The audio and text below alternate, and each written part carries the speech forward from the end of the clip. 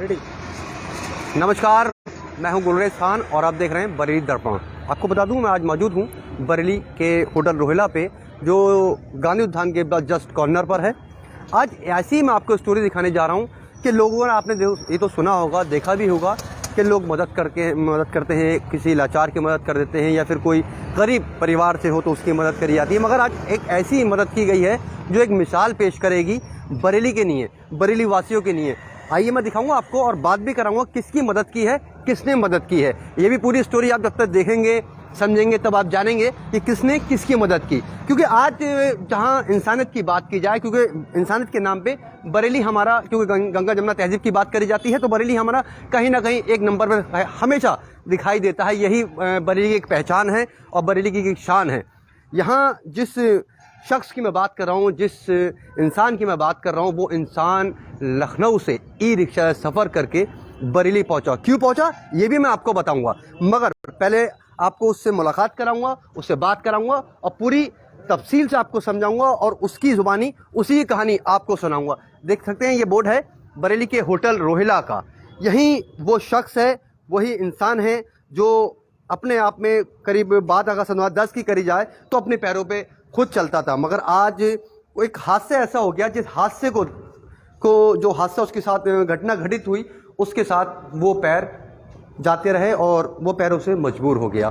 मगर उसने आस नहीं छोड़ी, क्योंकि कहीं ना कहीं लगता तो ऐसे है कि उनने किसी आगे हाथ नहीं फैलाया। सिर्फ हाथ फैलाया तो उसके आगे जिसको पूरी दुनिया को जो पालने वाला है, जिसको गॉड भी कहा जाता है, भगवान के रूप में भी माना जाता है, खुदा भी कहा जाता है। मैं आपको बता दूं, ये वो शख्स हैं, गंगवार साहब हैं, राजकुमार जी हैं, क्या नाम है आपका? राजकुमार अग्रवाल साहब। ये राजकुमार अग्रवाल साहब हैं। इन्होंने पूरा सफ़र लखनऊ का इस ई रिक्शा से किया है और बरेली पहुँचे हैं।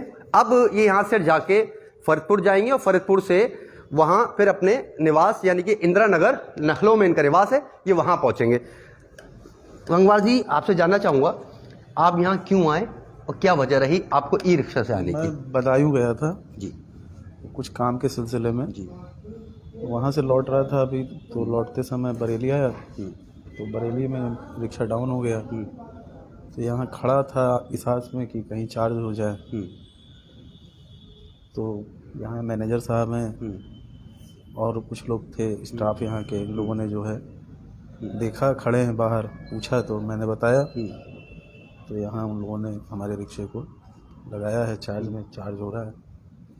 आपकी अगर कुछ पिछली ज़िंदगी जानने के बारे में अगर मैं बात करूं, तो कुछ बताइए पिछली ज़िंदगी के बारे में। क्योंकि आपका जो कहना है कि बरेली में आप रहे सन 2010 से सन 2020 तक यहाँ रहे, फिर बरेली में जो ठेकेदारी करते थे उनके अंडर में एज ए मैनेजर पोस्ट पे आपने काम किया। तो अब जो आप ठेकेदारी करते हैं, जाहिर सी बात है, तो किस सिलसिले में, ठेकेदारी के सिलसिले में आज बरेली आपका आना हुआ था? बदायूं आया था, मैं लेबर हेड पे काम कराता हूँ जी। किसी भी ठेकेदार का अगर कोई काम रहता है जो मेरे जानने वाले हैं, तो उनसे काम मिलता है, लेबर भेजता हूँ और लेबर से काम कराता हूँ। उसमें लेबर का पैसा लेबर को दे देते हैं और कुछ अपनी भी इनकम होती है, इसी बेस पे काम कराता हूँ। पहले चलने लायक था, तो मैनेजर पोस्ट पे। क्या हुआ था आपके साथ? इतना बड़ा हादसा हुआ, किस तरीके से हादसा हुआ था ये? लखनऊ में एक डीसीएम वाले ने मार दिया था, जिसके कारण ये पैर खराब हो गए ट्रांसपोर्ट नगर में। इसी वजह से ये पैर खराब हो गए दोनों हमारे। रात का समय था, कुछ काम से गया था, रात में डीसीएम वाले ने मार दिया, तो ये पैर खराब। कितने लोग हैं परिवार में? फिलहाल परिवार में तो कोई नहीं है, मम्मी पापा थे, वो एक्सपायर कर चुके हैं, मैं अकेला ही हूँ। अकेले हैं। आप देख सकते हैं कि एक अकेले हैं, परिवार में कोई नहीं है, ना माता है ना पिता है। एक कहा जाए ना, एक पापी पेट, एक पापी पेट को पालने के लिए एक इंसान ई रिक्शा से चलकर और बरेली पहुंचता है, बदायूं आता है, फिर बरेली पहुंचता है, और एक आस आंखों में दिखाई दे रही है इनके कि काश कोई मेरे पास आ जाए, मेरी मदद के लिए आ जाए। क्योंकि कहा जाए, क्योंकि इन्होंने कहा कि मैंने कभी किसी से मदद नहीं मांगी, कभी किसी के आगे हाथ नहीं फैलाया, जब भी मांगा तो उस मालिक से मांगा, क्योंकि वो मालिक जो सबके पेट भरता है और सबके परिवार पालता है। ऐसे ही इन्होंने भी यही करा, और बिल्कुल मांगने भी चाहिए, क्योंकि हम हैं या कोई भी है, अदरवाइज़ जितने कहा जाए सब उसी के बंदे हैं, सब उसी को मानते हैं। और यही वजह है कि आज उन्होंने मांगा तो दिल दिल में मांगा। और यहाँ के जो मैनेजर साहब हैं हमारे, वर्मा जी, रोहिला के, उनसे मैं बात करूंगा। उन्होंने, उस गॉड ने, उस मालिक ने, उस भगवान ने इनको मदद के लिए उसके पास भेजा। मैंने साहब, आपको कैसे खबर लगी कि ये जो बेचारे वहाँ से चलकर आए हैं लखनऊ से? सर, हमारे एक स्टाफ था शिव दर्शन, वो बाहर मार्केट सामान लेने गया था, तो उसने बाहर जब गया तो वहाँ से आ रहा था, इनको देखा बहुत परेशान। जब परेशान देखा तो वो अंदर बुला के लाया, तब मालूम चला कि इन्होंने कई लोगों से पूछा था कि इसके लिए चार्ज होना है, बैटरी बहुत, ये तो कोई सब नहीं जाते थे, लोगों ने मना कर दिया। उसके बाद ये यहाँ बहुत फूट फूट के रोने लगे, तो हमने इनको यहाँ बैठाला और इनको कहा आप चिंता ना करिए, इनको बैठा के यहाँ चार्ज कराया। और उसके बाद हमने यहाँ चाय पिलाई, क्योंकि आप इतने नर्वस हो गए थे। बाकी तो ये कि भाई साहब, ये तो भगवान की मर्जी है, हम लोग को वही चीज़ देखना, अगर हम मदद किसी की करेंगे तो हम अपने लिए करेंगे, किसी की नहीं। तो हम ये चाहते हैं कि भाई हमारे भी जैसे डिपार्टमेंट है, पर्यटन डिपार्टमेंट, उसका भी नाम होगा कि हाँ, पर्यटन डिपार्टमेंट के स्टाफ थोड़ा बहुत ऐसा तो है कि मतलब इंसानियत आज भी जिंदा है। जी सर, जी सर, इंसानियत बस जिंदा रहनी चाहिए। और हम सबको कहेंगे कि आप ऐसी इंसानियत रखिए, कभी किसी की मुसीबत में हर समय आगे बढ़िए और आगे से आगे हाथ बढ़ाइए।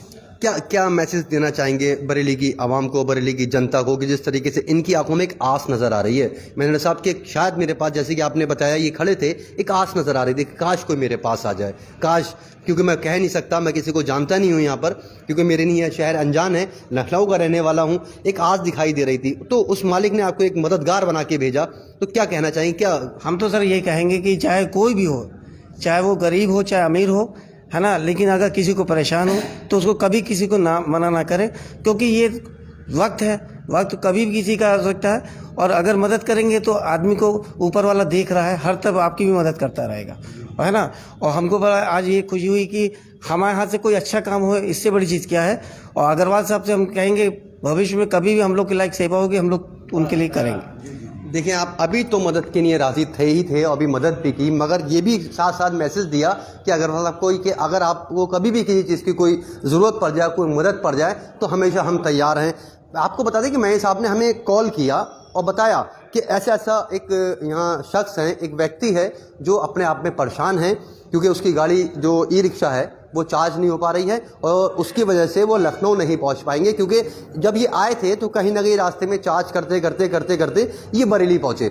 इसके बाद ये यहाँ से निकल कर जाएंगे, अब चार्ज हो रही है, फरीदपुर जाएंगे, फिर वहाँ से चार्ज करेंगे, वहाँ स्टे करेंगे, फिर लखनऊ पहुँचेंगे, अपने निवास पहुँचेंगे। मैं आपको बताना चाहता हूँ कि बरेली दर्पण एक वाहिद एक ऐसा चैनल है जो ऐसे लोगों की आवाज़ को बुलंद करता है, आगे उठाता है और बढ़ चढ़ के हिस्सा लेता है, क्योंकि अगर ये इस तरीके से होता रहेगा तो कम से कम लोगों तक लोग जागरूक रहेंगे और एक दूसरे की मदद करते रहेंगे।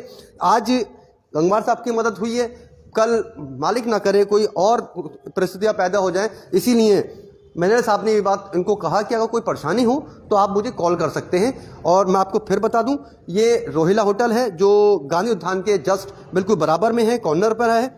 ये मैनेजर साहब ने मुझे फ़ोन करके बताया कि ऐसे से एक व्यक्ति है, मैं आपको फिर बता रहा हूँ, तो उसकी मदद की गई।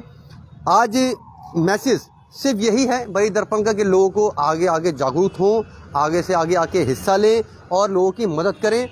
इससे इंसानियत मतलब कहा जाए कि बिल्कुल ज़िंदा रहेगी, मरेगी नहीं, क्योंकि बरेली गंगा जमुना तहजीब की एक मिसाल पेश करती है। अपने सहयोगी फिरोज खान के साथ मैं गुलरेज खान, बरेली दर्पण, बरेली।